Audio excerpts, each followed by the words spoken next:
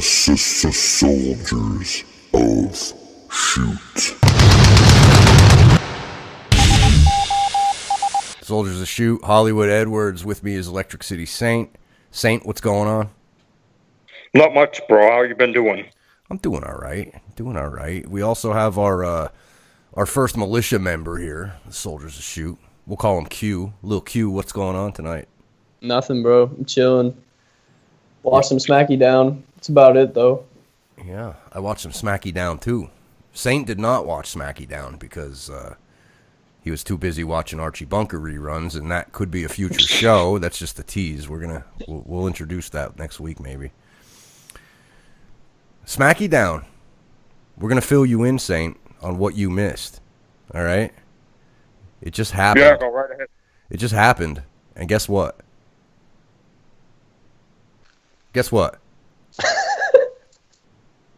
I'm guessing I probably missed an actually good show for a change. Yeah, you did. You missed an actual good show for a change. I would say you missed a good hour. The second hour was good. So what they did was they had a gauntlet match. And Kofi Kingston took the place of Mustafa Ali because he is in the concussion protocol after last week, after Orton destroyed him last week. And Kofi gutted out a performance. How long did he go, Q? Like 48 minutes or so? I remember, well, it must have been longer than that because when he was still with Brian at I guess it was probably 9, 10 maybe. They said he was going for he was already in there for 20. So he probably, then I guess he would have went 50 maybe. 40 plus for sure, but it was close to 50. It was probably close to 50. Because I think I was looking at my phone and I think he got pinned by AJ or he submitted at 10:50. Because I was looking at my phone and I was like, they have 10 more minutes and they still have Orton or whatever. Yeah, but Orton came in and did the hit and run, so it might have been closer to. Yeah, it must have been closer to 11. So he might have been in there close to an hour, but we can call this segment we're doing here probably the Kofi Kingston worship session, because I'll tell you what, man, it's not a surprise to us that guy can work, but dude, he put on a clinic tonight. And I'm talking about selling, and I'm talking about telling a story. I'm talking about getting you emotionally invested in the performance. And, he didn't win, but it was just for the order of the Elimination Chamber, releases and all that. But my goodness, Q, tell me what your thoughts were of this performance of Kofi. Because, man, after tonight, they either need to push him, because if they don't, my brain's going to be scrambled until his contract is up and he goes to AEW or Ring of Honor or New Japan, because what he did tonight was unbelievable. Bro, I guess I'll prelude this with me saying I've been thinking he should have a huge push for the past 5 years, but this just proves to me again the way he performed, he's deserved a spot like this forever. And it's so cool to me to see him and Brian go out there as two veterans, and even the Brian AJ match, I don't think at the Rumble lived up to the par of just him against Kofi, Daniel against Kofi tonight. And each individual match he had, because I know it was a gauntlet match, so I guess it's one big match, but every guy he faced, he told a different story, and it just seems to me he knows he's one of those guys who you can put out there. And it's also crazy to me that he was literally Ali got hurt, so he's a fill-in. And he goes out there and had the best match out of all 6 of those guys, in my opinion. And like you said, the selling was ridiculous. Dude, I'm watching, just in the first Brian one, I'm watching that, and I'm oh my God, bro, he's not going to kick out of one of these. Because I fully expected him to just, lose, and it was going to be, Brian against AJ for the last spot, something like that. Mm-hmm. But, bro, he put, like you said, he put on a clinic. He told stories with every guy he was in there with. And then, to me, I think his performance in general was just 5 out of 5 stars. I think that it's weird that they didn't let him win. I mean, obviously it was still a cool moment because he got eliminated. Everyone was clapping. Everyone was going crazy, fan wise. But it just, and I like the way that he went out too with Joe choking him out, and then AJ kept trying to do anything he could to pin him, and then eventually got him. But Kofi, bro, he just knows how to tell a story. He's one of those guys you can put out there in any type of match, and he knows what to do, how to get it done. He knows the spots that are going to get the crowd on their feet. Mm-hmm.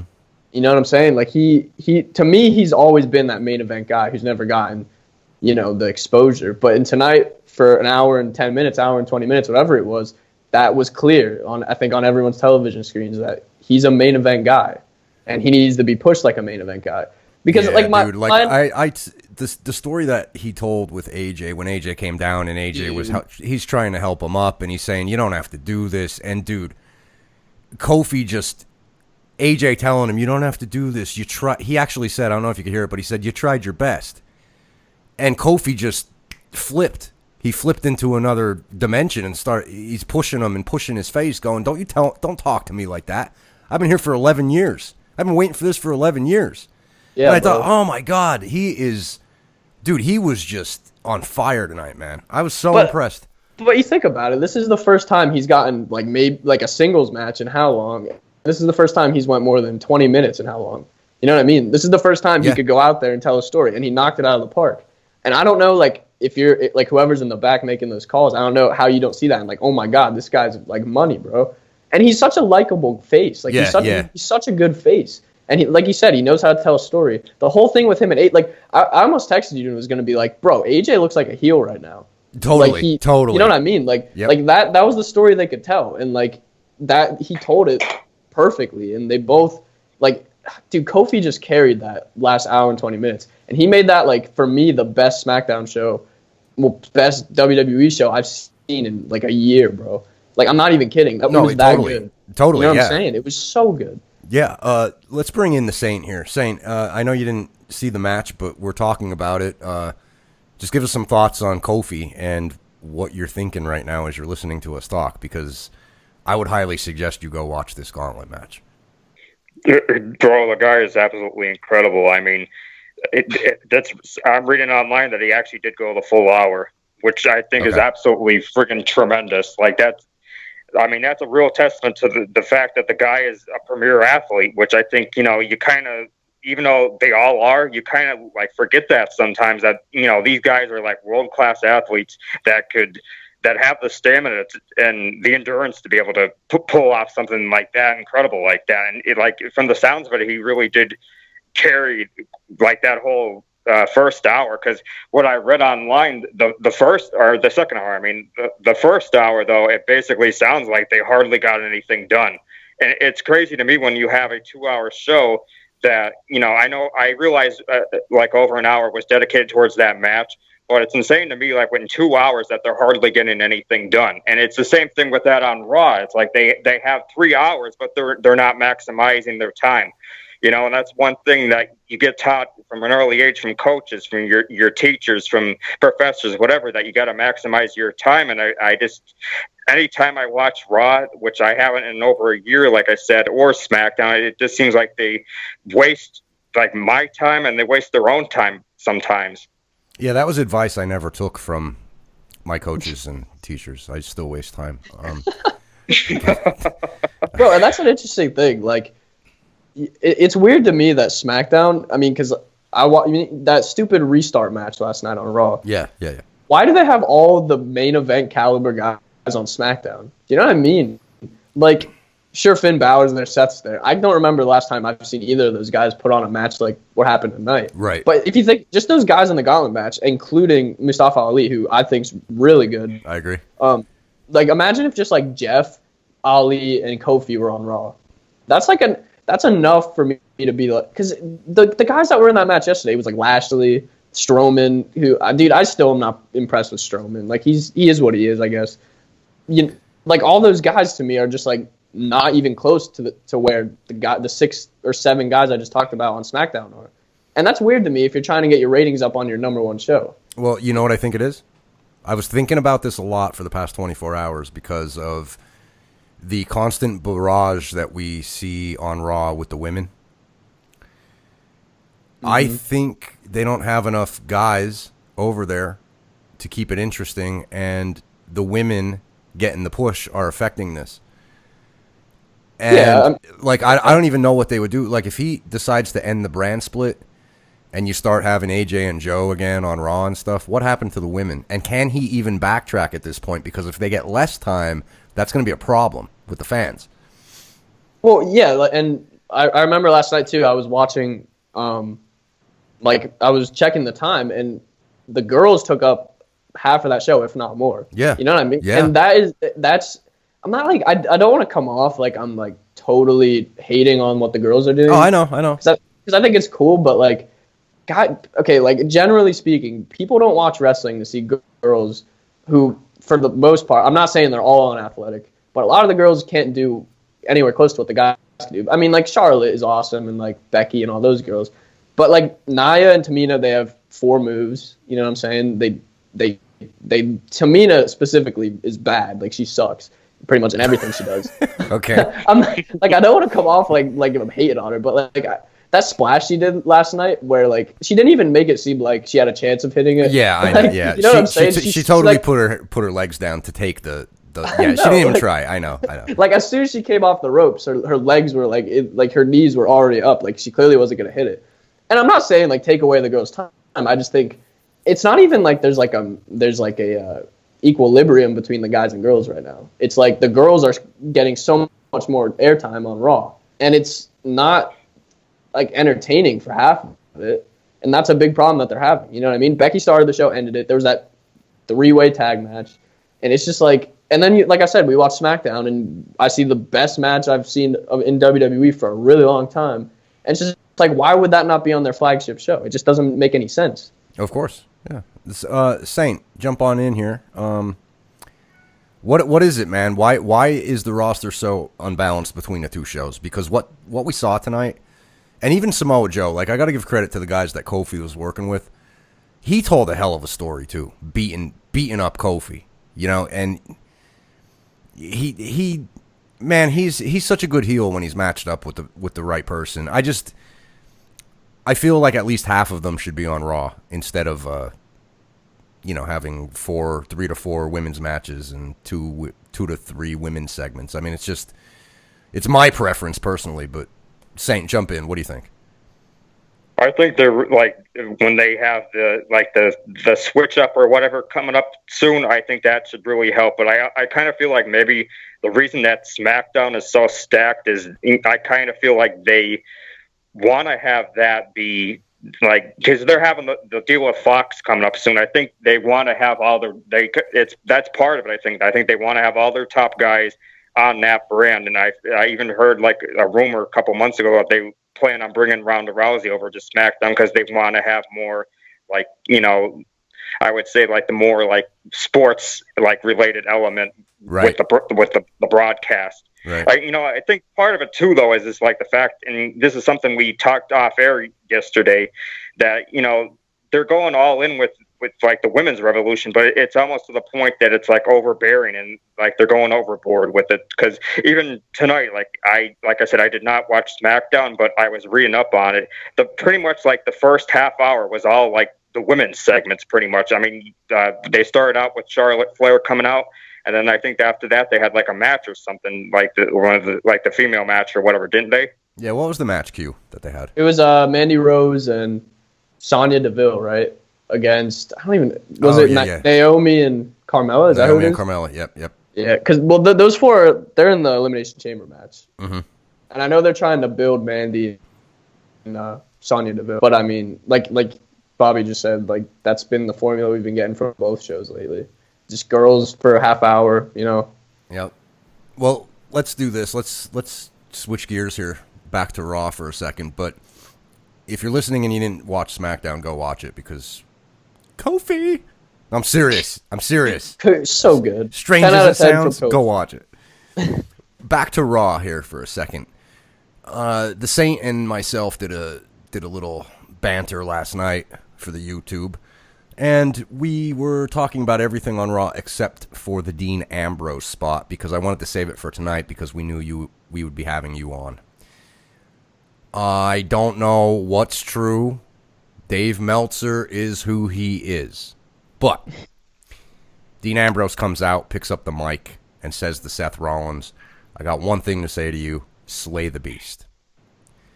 He then rolls out of the ring, goes over and sits down because they're about to break to a commercial, and he's, playing with his wrist tape. And I don't know if you noticed, Q, but Seth Rollins looked back at him at that point and kind of laughed to himself and walked out of the ring, and they went to commercial. Apparently, Meltzer's report was he was scripted to say a lot more in that spot, and the reason that it came off so weird was because he went off script and he didn't say what he was supposed to say. He just went out and said, "Slay the Beast."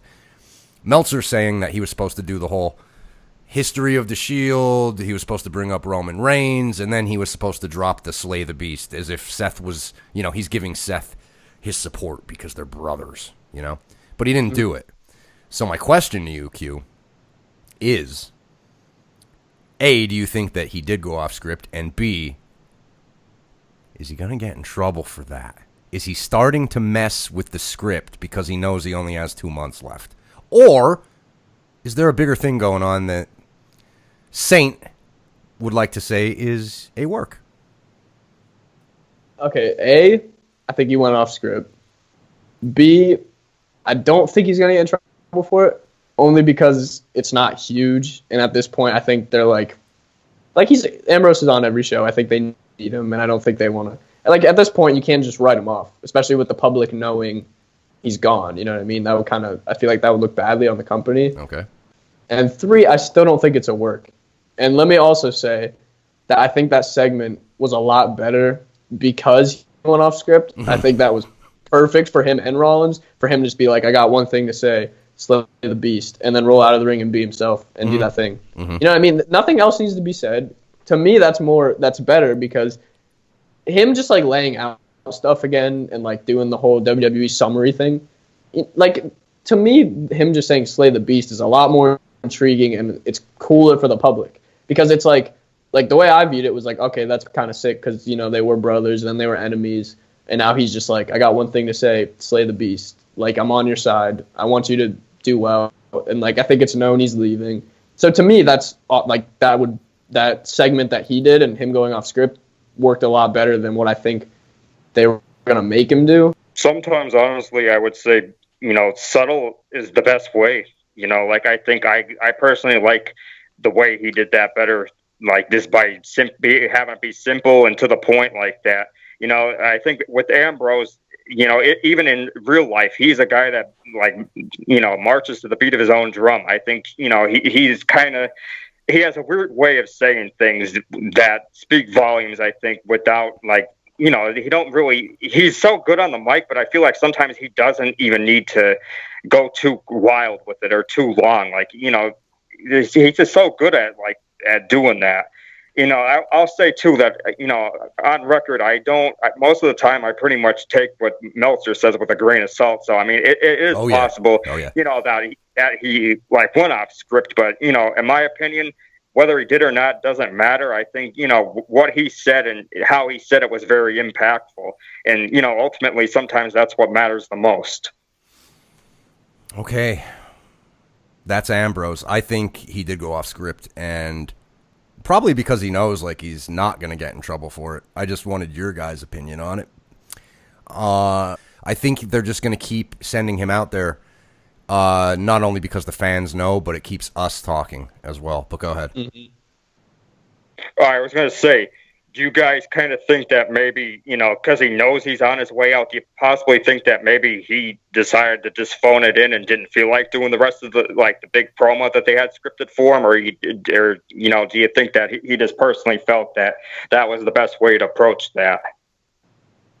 I see what Bobby's saying, because I think if I was Ambrose, in my perspective, they're making him work EC3, right? But they're not doing anything really to make EC3 a star. They're just kind of throwing him on TV and you know what I mean, and putting him in matches. Yeah. I think I could see Ambrose being very upset about the fact that he's everyone knows he's leaving in April, and the company knows he's leaving in April, and he's definitely going. So why would they not try and make Ambrose, who's already a huge star, get somebody over better than them just being oh, go wrestle? You know what I'm saying? And once again, Ambrose won. Why would Ambrose win there? I know they're gonna have a rubber match, right? But you know what I mean. It's not like they're having a big feud. They're just wrestling. You know what I'm saying? They're not doing anything where they have a rivalry. I think Ambrose would prefer the fact that he wants to make EC3 a big star, because let's face it, in TNA, EC3 showed signs of being a huge star, and we know he can be. And I don't know why he's not a heel, acting like a billionaire like he should be. But I mean, the WWE does what they do, and they do it for a reason. But like, I can see Ambrose being very upset about the fact that they're not trying to make this guy a big star. That's a good point. Maybe that is why he did it. But I definitely got the impression that when he looked at Rollins and said that and then walked away, and Rollins kind of smirked, like he almost made a face like, really? Is that it? You're done? Okay. And then he started laughing. And it reminded me of something like the three of us would do, or General Stames, or Captain of Swag. When we're on air, we say shit to pop each other. That makes no sense to anybody else, but it makes sense to us, and we pop, right? Like, I think, like, I definitely got that impression. Like, maybe they had a conversation in the back, oh, Dean, when you come out, what are you going to do? The whole history of the Shield again? And he's like, nope. And they probably started laughing about it, and then it played out on the screen. Something definitely went on there. I don't know if that answers your question, Saint, but... Too, I kind of feel like what he did, too, it seemed a lot more natural than, like, the long-winded stuff that, like it would have been probably, like, repetitive. Because, like, the way the WWE scripts a lot of their promos, it really does seem like they do that quite a lot. And, like as I already said, I feel like sometimes simple is the best way to go. And I honestly, the way he said it and the delivery and everything was out, he knocked it out of the park. Bro, the Saint is firing on all cylinders with that. The Saint is always firing on all cylinders. You know what I'm saying? Like, he's so right. Like, why all the promos are so weird and like soap opera-y, and they take 20 minutes. Like he said, Ambrose went out there and like had a natural reaction to what Seth was doing, and it makes sense. That's what I was saying about him going off script, and it's better. Like, we don't want to see, like I said, like Saint said, we don't want to see a long-winded weird promo that's just doesn't make sense. You know what that is? And I hate to bring him up again, but Vince Russo. Yeah. He always says, don't talk like a wrestler. Like, don't go out and go, like Samoa Joe. I just put him over in the beginning of the show. But if you notice Samoa Joe's promos, he always starts with, you see, and then he says what he said. Because you see, last week on SmackDown, like that wrestler promo. Like Russo will always say, nobody talks like that in real life. No one. Yep. But yet, every time a wrestler's on screen, they can't help themselves but do that.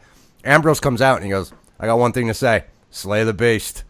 Yep. And it was perfect. And it should be. And like with the promos Triple H is doing, like you said, like he'll come out and he'll be like, we're going to show you what happened last week. And then like everyone's like watching and they're just like, this is so useless and doesn't even need to be happening.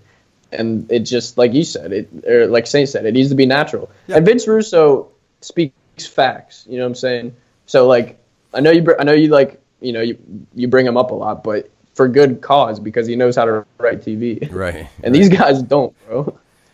Last thing I wanted to pick your brains on here before we get out of here. AEW rumor and WWE rumor. Your boy, Q, Dave Batista.